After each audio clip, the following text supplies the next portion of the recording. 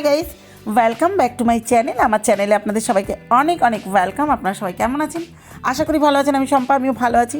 চলে এসেছি আবার আজ আর একটা ব্লগ নিয়ে। অনেক দিন পর আপনাদের কাছে এলাম। আর আপনারা বুঝতে পাচ্ছেন যে, জানি না থাম্বনেল থেকে বুঝেছেন কি না, চলুন আপনাদের বলছি। আমরা চললাম আজকে, প্রচণ্ড কুয়াশা।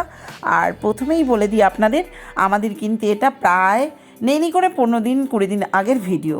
এইটা আমি বলে দিচ্ছি। চলুন, এই যে আমাদের এক দাদা, ওনার গাড়িতে করেই অনেক দিন ধরে উনি বলছে আমাদের যাওয়া হচ্ছে না, তা ওনার গাড়িতেই ওই দাদা এলেন। আমরা সব একসাথেই আর কি যাচ্ছি ঘুরতে। একটুখানি চলুন, কোথায় যাচ্ছি গন্তব্যস্থল না বলেই দিই, কারণ কোথায় যাচ্ছি নাহলে আপনাদের হয়তো ইন্টারেস্ট থাকবে না। ভিডিওটা একদমই স্কিপ করবেন না।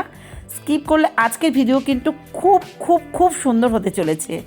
আর আমাদের গন্তব্যস্থল হচ্ছে মায়াপুর।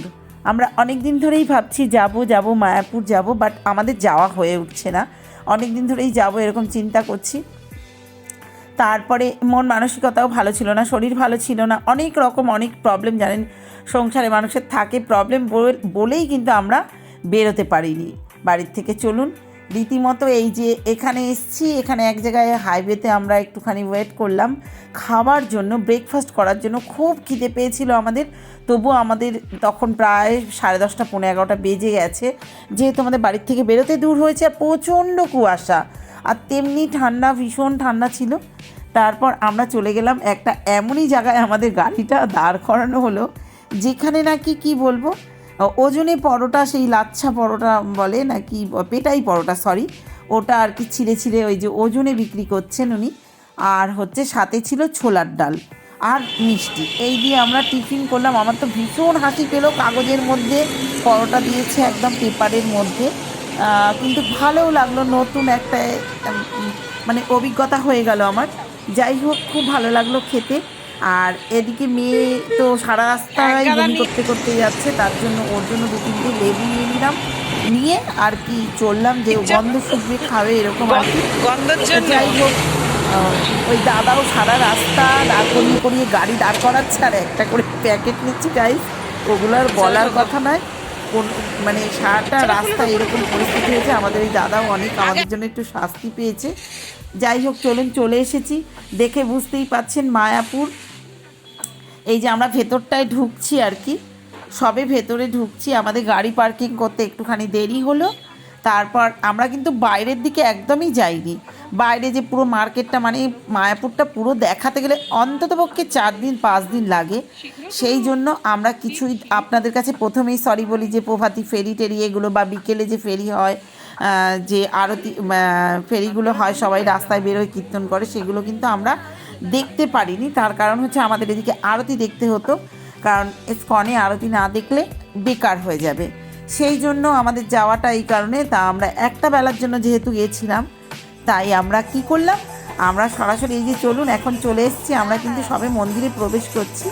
সেখানে গিয়েই একটুখানি আনন্দ করলাম, কীর্তন করলাম। চলুন, আপনাদের সাথে শেয়ার করছি।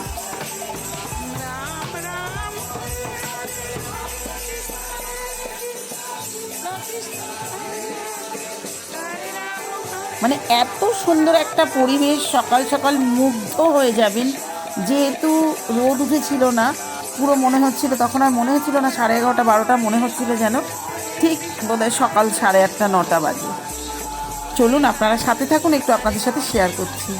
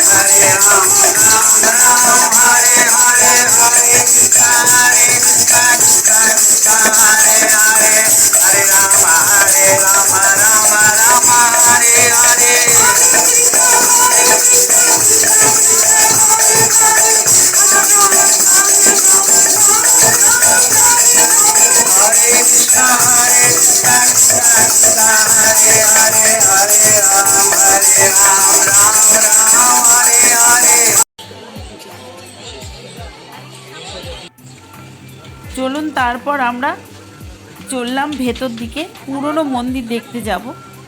সেইখানে পুরনো মন্দির যেখানে আর কি প্রভুপাতের যে শিল প্রভুপাতের মিউজিয়ামটা আছে, সেইখানে আমরা যাচ্ছি। আর এই দেখুন, এটা মায়াপুর মুভি, কিন্তু এটা হচ্ছে কিন্তু সিনেমা হল, ঠিক আছে। মানে এত ভালো লাগছিল, কিন্তু টিকিট কেটে দেখার মতো আমাদের পরিস্থিতি নেই। আর এই যে এই জায়গাটা দেখুন, যেই জায়গাটায় আমরা দাঁড়িয়ে ফটো তুলছি, তার ওপাশটা যে পুকুরটা, এইটা হচ্ছে পুরনো মন্দিরটা, এবং ওই যে শিল প্রভুপাতের পুষ্প সমাধির এইটা জায়গা অপোজিটটায় আমরা দাঁড়িয়ে আছি। আর এই যে নতুন মন্দির যেটা হচ্ছে, এটা কিন্তু একটা বিশাল আকৃতির মন্দির হচ্ছে। এই যে এটা পুষ্প সমাধির ওই পাশে রয়েছে মন্দিরটা, রয়েছে শিল প্রভুপাতের, আর আমরা তার অপোজিটে রয়েছি, পুষ্প সমাধির অপোজিটে। আর এই যে এইদিকে আমরা ভাবলাম কি যে যাব একটুখানি যে নতুন মন্দিরটা হচ্ছে তা দেখতে, কিন্তু এই যে দেখুন, এটা হচ্ছে অখণ্ড সংকীর্তন, এই যে চন্দ্রোদয় মন্দির। আর এইখানে যে কুটিরটা রয়েছে, এই যে এখানে হচ্ছে অখণ্ড সংকীর্তন, মানে সারাক্ষণই কীর্তন হচ্ছে। চলুন আমরা একটুখানি কুটিরের ভেতরে যাই। একটুখানি কুটিরের ভেতরে আমরা গেলাম, একটুখানি কীর্তন শুনলাম, খুব ভালো লাগলো, ভীষণ ভীষণ ভালো লাগলো। মনটা ভেতরে গিয়ে মনে হচ্ছে মনটা তো জুড়িয়ে গেল। আর এই যে সম্পূর্ণভাবে দেখুন কত সুন্দর কীর্তন করছে।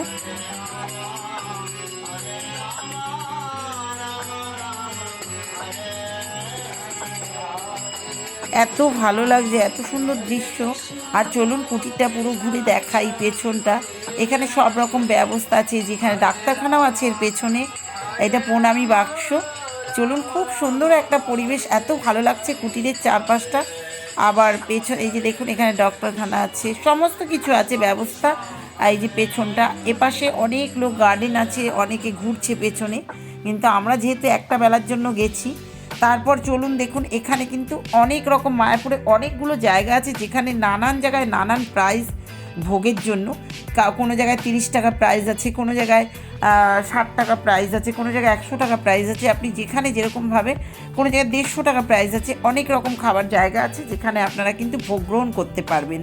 তা আমরা এখানে 60 টাকা করে টিকিট কেটে ভোগ গ্রহণের জন্য আমরা এই যে লাইন দেখুন, এত লাইন, মানে সকালবেলা 10টা থেকে একেবারে বেলা 2টো পর্যন্ত একটা আছে, আবার আছে 3টে থেকে একেবারে 5টা পর্যন্ত, এরকমভাবে খাবার দাবার হচ্ছে।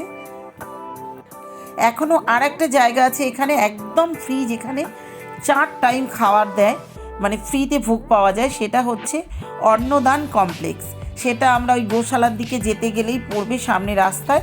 ওখানে সকালবেলা আপনার 7টা থেকেই কুপন দেওয়া শুরু করে দেয়, আর 9টা থেকে খাবার দেয়।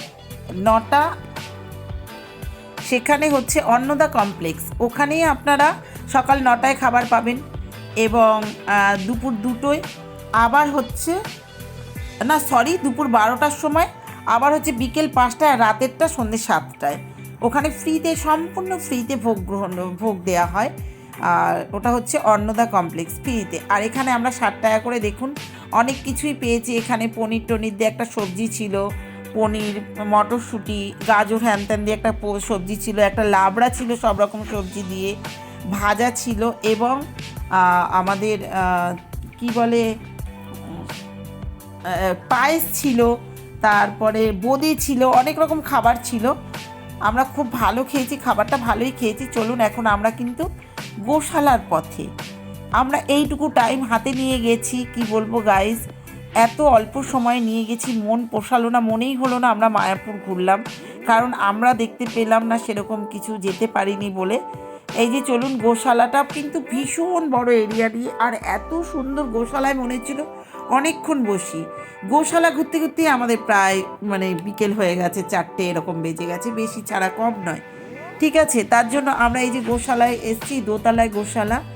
এখানে নিচে সব নানান ধরনের দোকান রয়েছে, হ্যাঁ, যার মানে ঘি বিক্রি হচ্ছে, মানে গোশালা বুঝতে পারছেন, ঘি, পনির, হ্যানা তানা অনেক কিছু, ঘিয়ে ভাজা অনেক কিছু এরকম সব পাওয়া যায়। এরকম সুন্দর সুন্দর দুধ, দই সব এখানে পাওয়া যায়। নিচে দোকান রয়েছে আর কি। আর এই যে দোতলায় রয়েছে কিন্তু গোশালাটা। প্রচণ্ড পরিমাণে ভিড়, কি বলবো গাইস, এত ভিড়, যেরকম ঠান্ডা তেমনি ভিড়, মানে রোদও তো উঠেছিল না, মানে এত ভালো লাগছিল, ঠান্ডা আমরা মনেই করিনি, মানে এত ভালো লেগেছে। হ্যাঁ, আর সরি, আর হচ্ছে এই যে প্রত্যেকটা গরু এই আইয়া বড় বড়, মানে শিং এই লম্বা লম্বা, মানে কি বলবো, এখানে বেশিরভাগ বলছি না, শুনলাম যতটা যে সবই মেল আর কি আছে গরু, সবই মেয়ে গরু আছে, ছেলে গরু এরকম নেই, যতদূর শোনা আমি দেখি, আমি কিন্তু দেখলামও তাই। যাই হোক, খুব সুন্দর লাগছে দেখতে, এত ভালো লাগছে, মন জুড়িয়ে গেছে। প্রত্যেকটা গরু কিন্তু আদর খাচ্ছে, প্রত্যেকের কাছে ভীষণ আদর খাচ্ছে, কেউ কিন্তু না শিং নাড়াচ্ছে না ভয় দেখাচ্ছে, কিচ্ছু না। এত লোকে ওদের গায়ে হাত দিচ্ছে, ওদের মধ্যে একটু মানে পশু, কি বলবো, ভগবানের এটা শ্রী গোবিন্দের কৃপা, মানে ওরা বিরক্ত হচ্ছে না, গরুগুলো একটু বিরক্ত হচ্ছে না। আমরাও ঘেটেছি, আমরাও প্রণাম করেছি, ধরেছি, গলায় আদর করেছি, প্রত্যেকে যে যা খুশি করছে, কেউ শিং ধরছে, কেউ গলায় আদর করছে, কেউ খাবলাচ্ছে এরকম, কিন্তু ওরা কিছু করছে না। আমরা একটু ভয়ই লাগছিল, আমাদের একটু ইতস্তত বোধ আমাদের ছিল। যাই হোক, চলুন চলে এলাম। এইবারে আমরা কিন্তু পুরো খালি পায়ে, কারণ আমাদের বাড়িও ফিরতে হবে সন্ধেবেলা 6টার সময়, যে ইয়ে হয়, আরতি হয়, ইস্কনে যে আরতি হয়, আমরা সেইখানে চলে এলাম। সামনে আর মানে ইস্কনের আগেই হচ্ছে, মন্দিরে প্রবেশ করার আগেই হচ্ছে একটা পার্ক রয়েছে, সেই পার্কে আমরা চলে এলাম। এখানে হচ্ছে ফোয়ারা রয়েছে, লোটাস ফোয়ারা রয়েছে, এত ভালো লাগছে দেখতে। তা আমরা ততক্ষণ একটুখানি এখানে এসে দাঁড়ালাম, কারণ প্রচুর ভিড় হয়ে যাচ্ছে, প্রচুর ভিড় হয়ে যাচ্ছে, যে ভিড়ের কথা আর বলার মতো নয়, লাইন পড়ে যাচ্ছে এইভাবে, তারপরে কিছু নিয়ে যাওয়া যাবে না, যার জন্য আমরা আরতিটা আপনাদের সাথে শেয়ার করতে পারলাম না। অনেকেই আবার ওপাশ থেকে ঢুকেছে, যেখান থেকে প্রদীপ টদীপ নিয়ে আরতি করা হচ্ছে গোবিন্দকে। হ্যাঁ, তখন সেই জায়গা থেকে কিন্তু অনেকে আবার দেখলাম লুকিয়ে চুরিয়ে নিয়ে গেছে ইয়েটা, তার যার জন্য আমরা আর কি আপনাদের করতে পারলাম না, আরতি দেখাতে পারলাম না, তার জন্য দুঃখিত।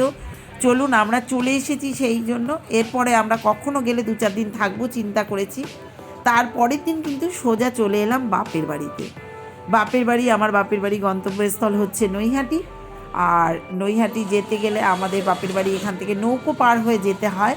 আমরা নৌকো পার হয়ে টোটো করে, আমার কর্তা আমাদের গাড়ি করে দিয়ে গেছে ঘাট অবধি, তারপর আমরা টোটো করে কিন্তু চলে এসেছি। এই রাস্তা দিয়ে আমরা টোটো, এই ভাইটা আমাদের মানে ওখানেই থাকে, নৌকো ঘাটে, লঞ্চ ঘাটের কাছে, ওদের ফোন করলে চলে আসে। তারপর যেতে রাস্তা, এই যে দেখুন কত বড়ি, সব ওখানে বড়ি দেয়, বড়িপাড়া বললেই সবাই চিনবে, এত সুন্দর বড়ি দিয়ে রেখেছে। মেঘলা, কেউ কেউ গরম করছে, সেকছে বড়ি, এরকম দেখছি, মানে এত খারাপও লাগছে যে মেঘলা হলে বড়ি নষ্ট হয়ে যায়। তারপরে চলে এলাম বাপের বাড়িতে। ভাইয়ের বউ লাউ দিয়ে ডাল, ঝুড়ি ভাজা, মানে সব করেছিল নিজে হাতে। তারপরে বেগুন ভাজাও, অনেক কিছু, আমি গেলে লঙ্কা, শুকনো লঙ্কা ভাজা করি। আর আড় মাছ আমরা খুব ভালো খাই, তার জন্য আড় মাছও এনেছিল বাবা, আড় মাছ এনেছিল, ও খুব সুন্দর করে ঝাল টাল দিয়ে রান্না করেছে। আমরা কিন্তু ভীষণ মজা করে ঠান্ডার মধ্যে খেয়েছি, ঘর থেকে বেরোতে ইচ্ছা করছিল না, গল্প করছিলাম বাপের বাড়িতে, খাটে বসে আর খাচ্ছিলাম।